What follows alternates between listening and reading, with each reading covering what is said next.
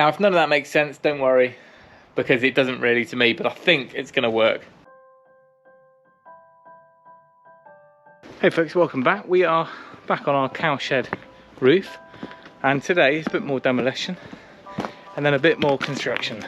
So first things first is to get all of this cladding taken down. The old man happened to be parking, so we've got 2 hours of labour. So I'm going to use that to my advantage. I'm going to set a little bit of scaffolding up inside and then see if we can get these boards off. We might even be able to reuse them, you never know.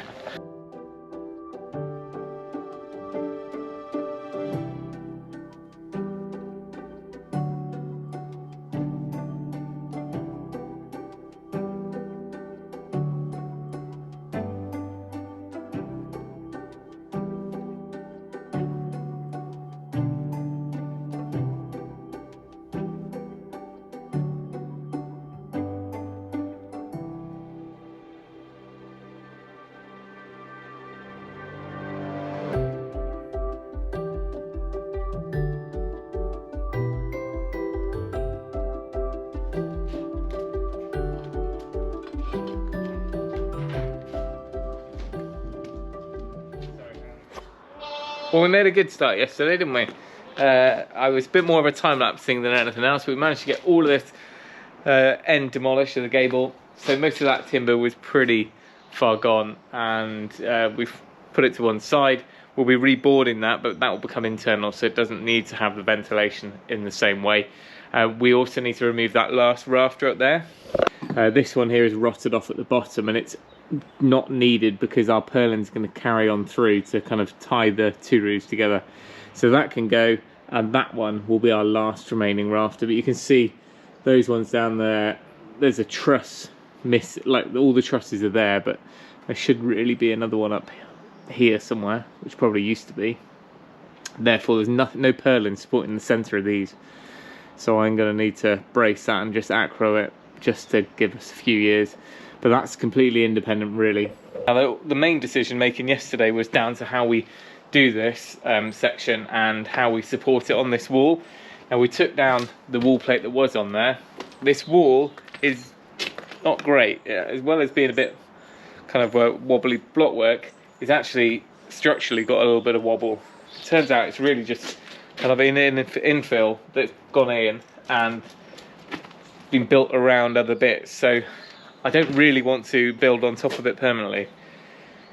Therefore, the new idea is, I can't really build a full-on truss here, but what I can do is span the wall plate, well, it become more of a beam, from this brick pier here, which is the end of the wall, ignore all the infill, and then have it sat on the brickwork here, and they're bang on level, which is good. I put the laser over there last night.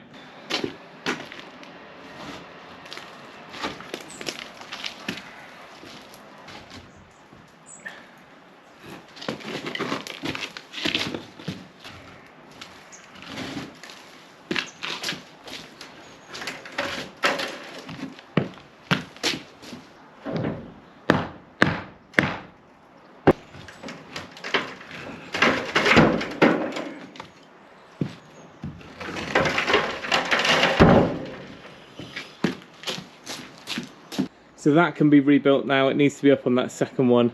Got good access to cut out the old rotten wall plate there, so we can replace that, get rid of this rafter, and then we're basically back to solid once we're back at that one there.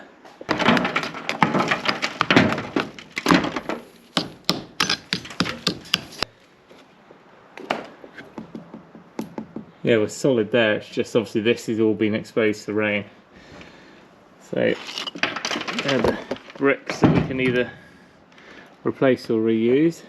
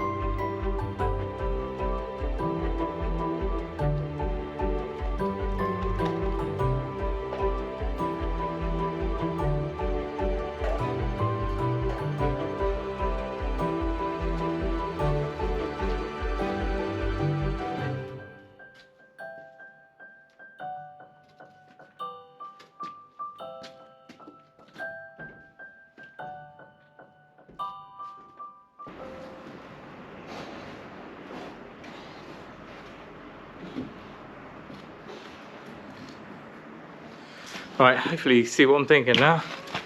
Now obviously this would be far stronger if it was up on its end. Like any lintel or beam, it would be 9 inches upright, and that would be fine for this span.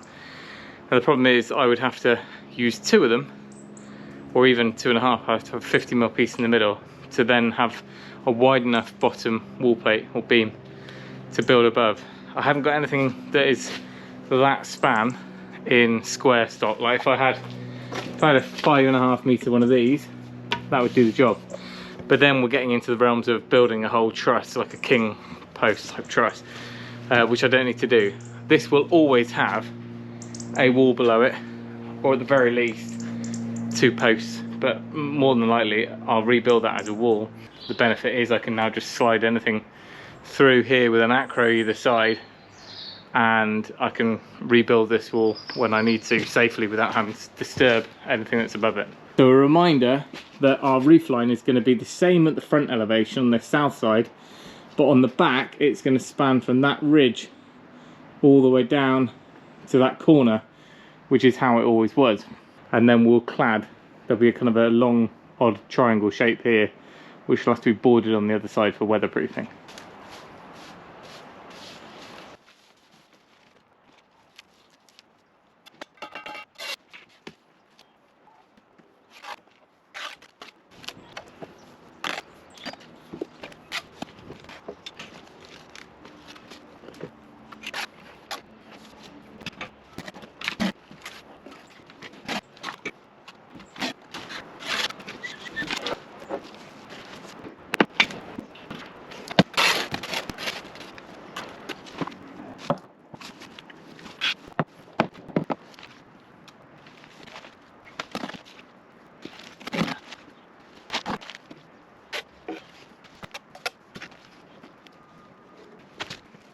Let's get around there, tidy all the muck up on the other side. So if I get one more mix done now, we should be able to bed the whole of that side to the far end and get the bricks on. That'll be a good day's work then, which means Monday morning I can start laying out the roof, I think. I've also been round and just used my batten to make sure, ivy there, to make sure we're hanging over about the same on all the corners. This is what the cladding will look like on the gables. You know, it'll be vented, it'll have gaps. When you do a cladding on a portal frame like this, these side beams or purlins, I don't know what you would call them, that run along, they're not wall plates because they're not actually sat on the wall, they're sat on cleats on the steels. Therefore you have the gap underneath, so it never is the timber sat on the concrete. The benefit of that means that it's got air all the way around it, and this stuff is absolutely solid. It's lasted just fine. We're doing this cladding style on here, but the downside for us is that we have to, ours is load bearing, this stud work, so it has to be sat on the wall.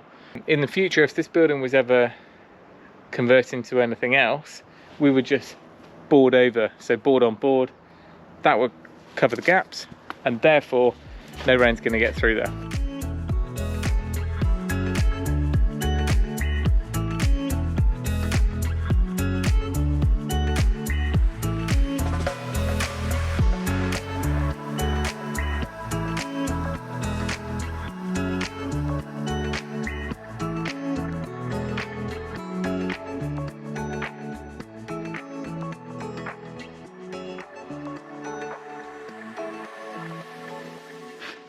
So with this old gable all taken down, that's all the cladding that was there and some of the structure.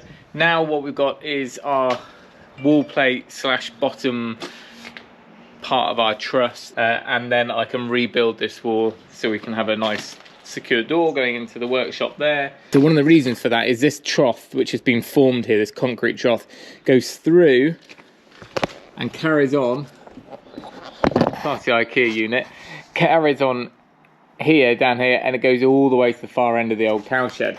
So for that reason, when I want to knock out at least this end of that, then it will mess around with this wall, because this wall's just basically sat on top of it. So we can get rid of this, then we can demolish that, and then we can rebuild the wall. But before any of that, I need a roof. So for the time being, this will just remain up as a freestanding partition, and we'll just put in some extra supports. I've got one here, and once the mortar's set and gone off, I will put a few more in. So that is all nice and level. Now we can put in a timber up to the old ridge, and although we're not going to do a cut roof like it is in there, we still need to come off that ridge line and kind of make sure it's all one. It needs to be in a straight line, but also it needs to be the same height. Now, one final little thing I've done is cut some OSB. So the piece of OSB here and here, and the width of that, or the depth I should say, is exactly the same as our purlins. Our purlins are the same size as this, so therefore the purlins are going to be sat on top of a stud wall, and they are going to be what the roof sits on. So our stud wall actually needs to be built up to this line here, from the bottom of that OSB to the bottom of that one, and then we'll do the same over there, but it will be a much longer roof. Now, if none of that makes sense, don't worry, because it doesn't really to me, but I think it's going to work.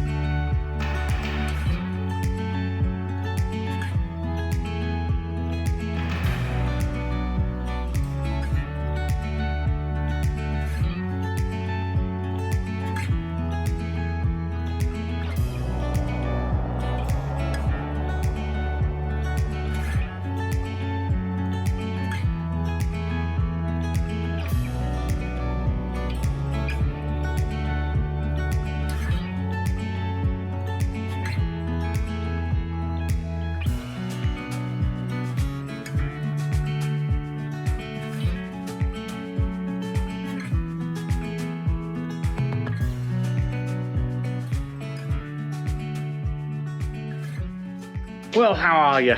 We kind of got on with that without you again. The way it works is, normally if I'm ploughing on with something myself, then I'll stop and I'll film and I'll get the other camera out and I'll do more filming. But if ever I get an offer of help, which on a Tuesday is quite often my old man coming up, I don't really want to be stopping and starting and filming and talking, and I just want to make the most of having two people. So therefore, you get a load more time lapse. That's how it happens, and that's just what it is. But let me give you an idea of where we are with the project and why it's a little bit of an odd one. So firstly, it's not a cut roof, it's not a portal frame. I don't know what you call this. It's just like a clear span purlin roof. Let me give you a bit of a wide shot, because one option I had for this building would have been to go to an engineering firm and get them to make me up a portal frame. And I could have a steel column in each corner of this building, and they could have basically made me up a very simple one bay frame. What that would have done is have a steel here. This top line here would be steel. So with this one coming down, and there'll be a bit of reinforcement up here. Let's tie the two. And there'll be a similar thing up here. So the structure would be independent of all these walls. And then on top of that, I could just run in purlins. They could be timber purlins, Z purlins, or whatever. That's all well and good. Obviously, there's a lead time to that. Obviously, there's a cost to that. And I'd rather do it in a way that it was basically how it was. It was built on top of this wall before.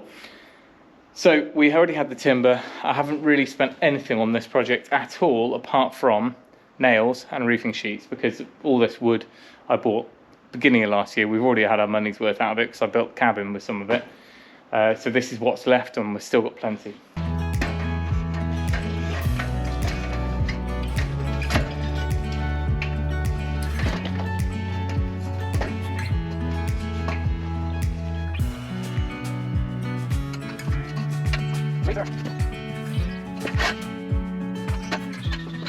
So all I'm doing, I've done my 400 sensors from that side all the way along. I'm not worried about them coinciding with my purlins. I was to start with. I was trying to get them directly below them, but it doesn't make sense to do that partly because I need to get bolts in for my cleats.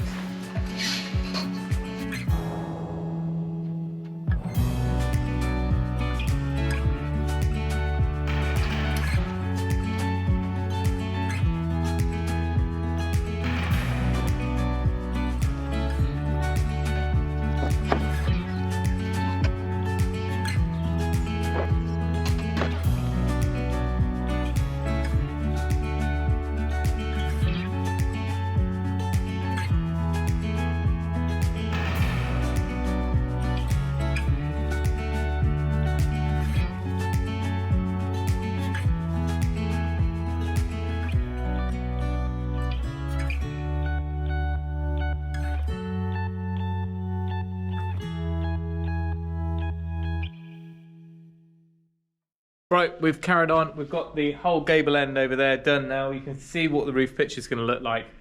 400 centimeters might have been a bit over the top, but it's done now, and it doesn't really add too many more studs. I think it's probably an extra 2 over the whole length, so it's worth doing. Now we're doing the same over here. The front edge, the steep end, is done. We've now worked up to our string line, and it's a bit odd because our roof will be coming down to here, but because we've got a 9-inch purlins on top, that carries on down to here. So if you imagine a string line from this corner all the way up to the apex of the roof, the whole lot is 9 inches or 220 lower.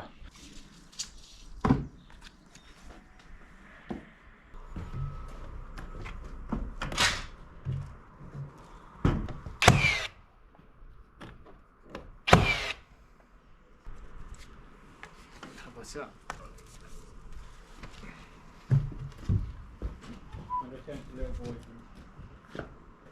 Alrighty.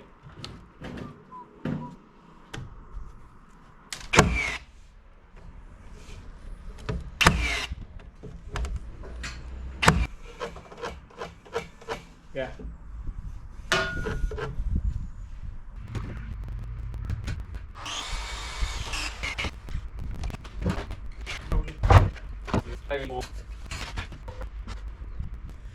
We're finally there. We've got both gables up.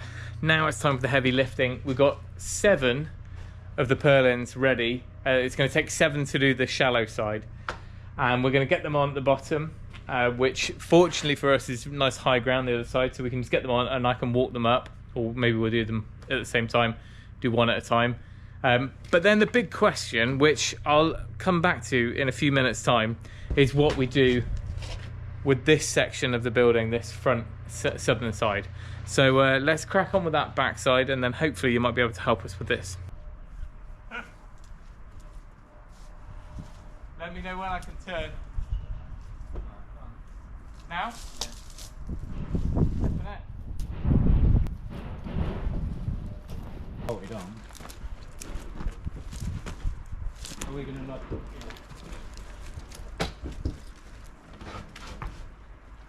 Oh, he's got twisted him, hasn't he? Ah. That's not good. First one's twisted up over the year because it's been stored in a dry store. We're hoping that the ones further down in the pile have been held down a bit. Not a good start.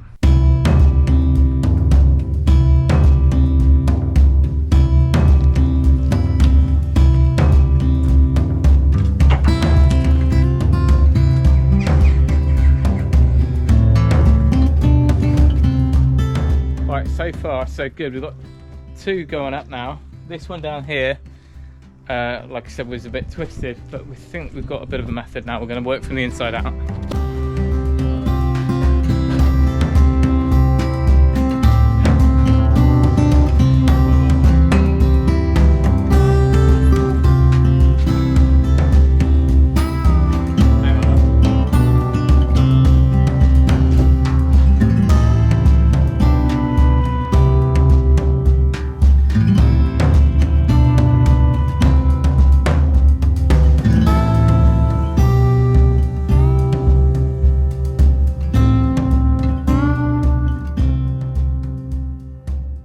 Right, it's a new day, it's a new dawn. We're going to get this roof finished, the structure at least today.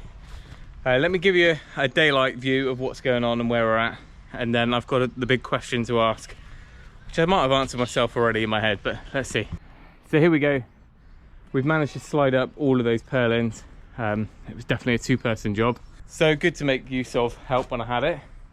They are pretty much roughly spaced out at the moment, but the idea being that we're going to end up at about 1.1, 1.2 meters. I'm probably going to divide it down. We haven't got any joins in the sheets, or not many. There's only 2 GRP roof lights to put in, but the rest of it are full length sheets, so we don't have any breaks to kind of match up on. I think most of the span suggestions say 1 to 1.5, 1.2 being the suggested for our thickness. This side makes complete sense to do with these purlins. They're not far off vertical, 10-degree pitch, which means they end up in a similar sort of setup to a barn or a portal frame building. When we move to the front, we turn to about a 35-degree pitch, I think it was. So because it's steeper, it makes me doubt the purlin idea, only a little bit. These are lying out on their flat sides now, so you can see there's probably a bit of a sag in them, but that's to be expected. When they're upright on their ends, they'll be solid and should hold nice and straight and flat. When we're doing a purlin on this roof, because of the angle, the purlins are going to be perpendicular to the top plate of our gable, and there'll be cleats to hold them perpendicular to that. But I guess there's more chance that they're gonna, as soon as they are flatter than they are vertical, they're not going to be as strong, which is why you see in some, like an oak frame building, quite often the purlins are on a steep roof, they're on their sides. But in this situation, I think it should be fine. We'll still go with it, but there is, now I've seen this side up, there is the option to do a cut roof this side. I'd have to somehow put a ridge board in, and then we could do rafters up from the wall plate behind me up to a ridge. We just have to make sure that that is calculated down from the sheet height, which is obviously the 9 inches above that gable, to then allow for us to put some smaller purlins across, which in some respects is similar to in there, albeit that we need to do it a lot stronger than that, because that is just a big saggy mess in there. So that was my query. Don't mind my ankle. Now I think I've answered it in my head that I'm going to carry on with the purlins. Once those cleats are in, holding them perpendicular, they should be absolutely fine. I'm not even sure what this roof is now. It's a bit of an amphibian, but we're going to go with it. I'm going to get this side all sorted out. I'm actually in need of some housing for the goats because they're in the stable at the moment. That's quite small, and it'd be good to get them in. So I'm actually thinking, if I can get half a day of help tomorrow lifting these sheets up, I could get all of these purlins in place myself now, and then I could swing all the sheets up to the ridge. I could do the front side next week. As long as everything is really secure, the wind uplift is not going to be too much of an issue because there won't be any cladding or boards on that side yet. So any wind, not that there is any at the moment, could go through, but everything is going to be strapped down. But that means that I would have dry space, and it would only take a matter of minutes to sort this pen out. I was going to paint all the walls and make it all nice before I used it, but we might have a need prior to that, and it wouldn't hurt for me to get the roof on and then leave these walls for a couple of months in the dry before I do paint them. I'm going to leave it here because I'm going to get on and do the purlins as the next video. Maybe, just maybe, I will have seen your responses to this video before I crack on with the front. I probably will have. And like I say, I've got those two options. A cut roof does make sense. The ridge wouldn't be particularly easy to get in place, but I've got the purlins, and I think it's a proven concept. It just seemed a little bit odd to me to have them on the angle, but that is what's done, supposedly. And actually, if I think about all the purlins in a house roof, they're always perpendicular to the roof sheets or the slate or whatever it is. It's just more about that junction of how they fit into the wall. Are they notched or mortised into the trusses and things like that. So I think obviously we're just replicating that by using some cleats. I might even put a board on the end of the purlin, which is fixed into the gable and then into the purlin, the end of the purlin, which should stop any chance of it moving. And once the sheets are on, everything gets held together anyway. So there we go, making it up as we go along. Thank you for watching. Remember, if you can, do it yourself, and we'll see you next time.